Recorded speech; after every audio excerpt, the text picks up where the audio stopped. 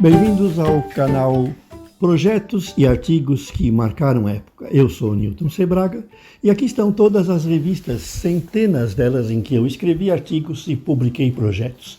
E como vocês podem ver, eu tenho a maioria desses projetos funcionando e montados.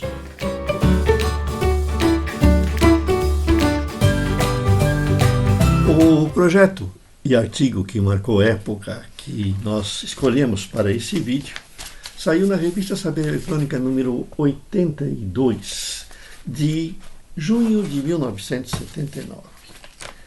Era uma época em que projetos que envolvessem transmissão sem fio, que envolvessem radiofrequência, eram sempre muito bem aceitos pelos nossos leitores, principalmente quando eram simples e faziam alguma coisa diferente, né? É o caso do sucesso do nosso microtransmissor de FM, que nós soltamos em várias versões, dos radinhos, e também vieram outros transmissores, como os microfones sem fio, que funcionavam ou na faixa de AM e FM, e esse que já era um tipo de projeto que era comum desde o tempo das válvulas. Tanto que nós temos a versão valvulada desse circuito, bem mais antiga, inclusive recuperada de revistas estrangeiras, algumas e outras que nós fizemos, que é o do toca-discos sem fio. O que é isso? Você tinha naquela época como principal mídia, né, de música para música, né, o disco de vinil, que era tocado no toca-discos, né? O toca-disco todos vocês já conhecem, porque é uma mídia que está voltando, né? Ele tem lá um motor que gira um disco de vinil, põe a agulha em cima, e na agulha é usada um transdutor que envia o seu sinal para um amplificador, onde é feita a reprodução. E eu já falei tudo, do toca-discos ao amplificador existe um fio. Então existia um toca-discos já com o amplificador incorporado. Então o fio ficava lá por dentro, é óbvio, né? O fio para o transdutor. E existiam também os toca-discos que tinham que ser ligados em amplificadores. E a ideia era você não ligar o toca-disco no amplificador, você fazer isso sem fio. Hoje é tranquilo, né? Hoje você tem Bluetooth, né? Você tem Wi-Fi, você tem outros recursos, né, que você pode utilizar essa mídia sem fio. Mas naquela época não existia nada disso, né? Naquela época você tinha que apelar para um transmissor de rádio, né? Como a distância era pequena, você podia utilizar um transmissor de AM, um transmissor simplesinho, monofônico. Eventualmente você poderia, no futuro nós publicamos inclusive um que já era FM estéreo. Mas naquela época predominavam os toca-discos pequenos, sem fio, que tinha apenas um canal. Eram os toca-discos monofônicos, né? Principalmente usados pelas crianças, né? Eles eram dados como brinquedos para as crianças com aqueles disquinhos de música, né? Música infantil, disquinho de historinhas, coisas desse tipo. Era muito comum naquela época essa mídia ser usada para crianças, né? O toca-discos de brinquedo normalmente era uma maletinha colorida, né? Podia ser a pilha ou podia ser ligado na força, né? Que já tinha o seu amplificador incorporado. Mas quem tivesse só o toca-disco também poderia fazer essa mesma mídia, mandar os seus sons para serem reproduzidos num rádio, né? Um rádio de mesa ou um amplificador daqueles de alta fidelidade que já eram comuns nessa época, que todo mundo tinha na sua sala de estar. Então, a nossa ideia foi de um toca-disco sem fio que fosse muito simples de montar, né? Até a ideia de que é uma montagem mágica, né, foi adotada pelo nosso corpo, certo? O nosso conselho editorial, e passada para o desenhista responsável por fazer a ilustração de abertura do artigo.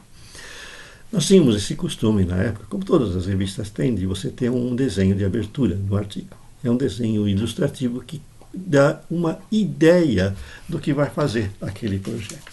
E nós fizemos uma coisa muito simples. Nós fizemos um transmissorzinho de AM, que era tão simples que também podia ser montado, como sempre, numa ponte de terminais, o que tornava acessível aos iniciantes, né? Então, esse projeto, ele operava, nesse caso, na faixa de FM, que já tinham muitos receptores para o FM. Nós publicamos também um de AM, que você depois vai ter acesso através de outro vídeo. Mas esse aqui era de FM. E uma característica interessante que eu lembro daquele projeto, e que eu vou mostrar para vocês, era o uso de um capacitor trimmer de sintonia. O mesmo que nós usamos lá no nosso microtransmissor de FM.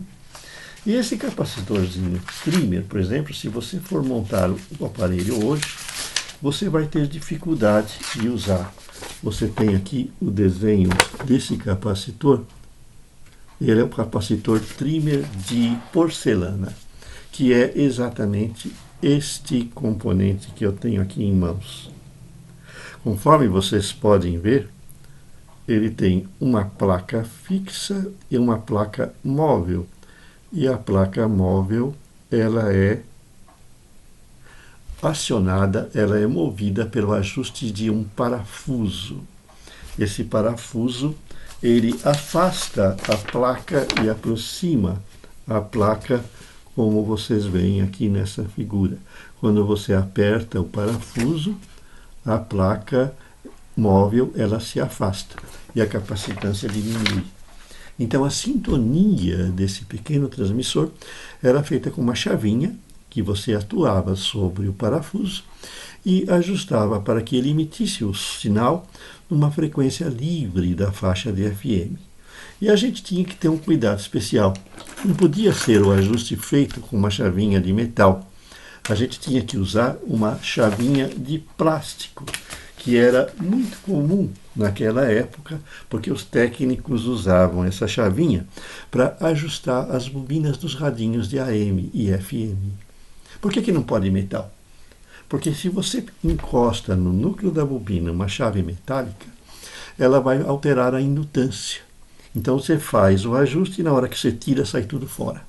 Por quê? Você ajustou, incluindo a presença de um núcleo de metal.